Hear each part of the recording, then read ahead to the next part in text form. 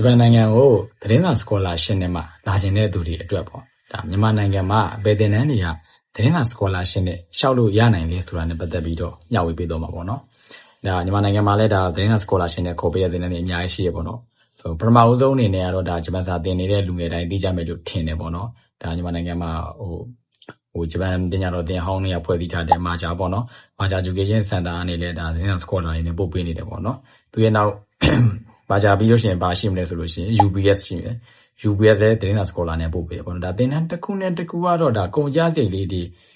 ကွဲပြားရရှိကောင်းရှိနိုင်မယ်ပေါ့နော်ဒါကတော့ကိုယ်တိုင်ပဲတေချာသေးသေးစုံစမ်းပြီးတော့မှလောက်တာတော့ကောင်းတယ်ပေါ့နော်မာဂျာရှိမယ်ဗျာစမယ်ဆိုတော့မာဂျာရှိမယ်ဗျာ UBS ရှိမယ်ဗျာ UBS ပြီးရင် DGI ရှိမယ်ဗျာ DGI ပြီးရင် Silent ဆိုတဲ့